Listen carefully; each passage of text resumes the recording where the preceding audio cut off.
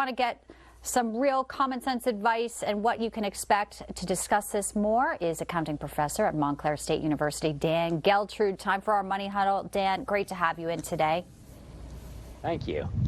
You know, Dan, I know you're hip with the kids. You wear those cool shoes all the time. You talk to the kids at school, their professor duties. And I would say, you know, just kind of borrow a turn of phrase from the kids these days. I don't think Jerome Powell passed the vibe check yesterday. Ooh. You know, there were all these comparisons to Paul Volcker. Paul Volcker was a pretty strong guy, pretty definitive with what he said. You got a lot of equivocating, a lot of hemming and hawing yesterday from Jerome Powell, and not really adding any kind of stability or any kind of clarity to the long-term picture on what's going to happen with interest rates, did he? Well, when you compare Paul Volcker with Jerome Powell, the difference is that Volcker took very decisive action. It wasn't just some tough talk. So if we look at what Jerome Powell is doing, he is saying we're going to continue to raise interest rates until we can get inflation to drop to 2%. Now, we are way off from that right now. So at the same time, he's predicting a lot of pain. So it really comes down to this. How long do we want to sustain this path of death by 1,000 cuts? We know that the Fed has made the decision to raise interest rates. The administration has decided they're not going to change economic policy. So we're headed down this one-way path of we're going to raise interest rates until we can crush demand. And by the way, the rest of the world is following suit. Yeah. Interest rates are rising around the world, but you know what? Inflation is not materially changing. Right. So this makes what Jerome Powell is doing kind of the definition of insanity, right, Dan? Because you raised interest rates last month by 0.75 of a basis point. You didn't really do anything to tamp down inflation. It's still plateauing, didn't drop down. So shouldn't he have raised interest rates more yesterday if he actually had kind of the intestinal fortitude to deal with the political backlash? And it's going to be uncomfortable, but it's either going to be uncomfortable for a long time or very uncomfortable for a shorter amount of time, right? Well, that's exactly it. But keep in mind, raising interest rates, although ultimately this is going to work, it's just a matter of how long, comes with a lot of consequences.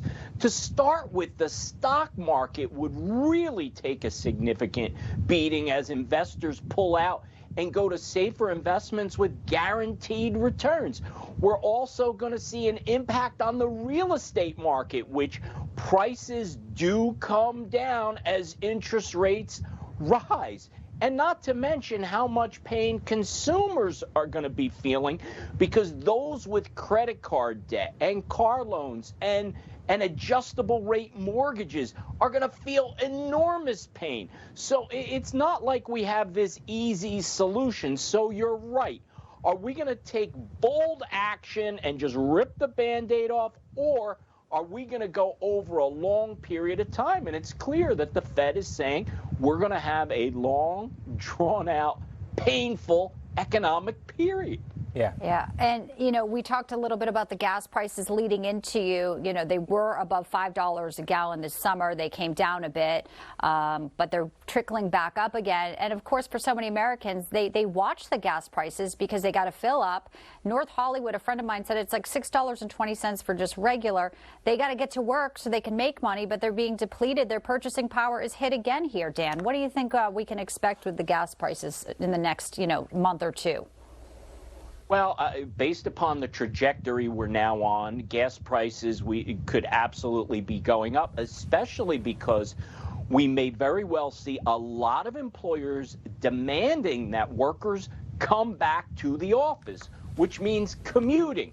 And if they're going to be commuting, they're going to be using more fuel, which means more demand. As there's more demand, pricing goes up. Because, again, we haven't addressed the problem. The problem lies with everything related to inflation that we're feeling, including fuel prices, is with supply.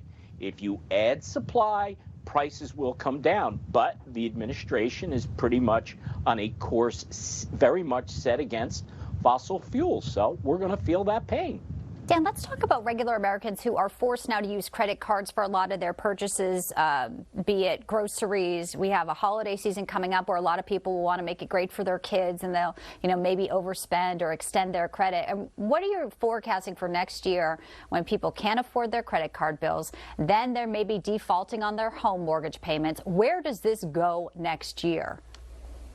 Well, nowhere good, because when you start to have people that simply can't afford to make payments, there's not a lot of options.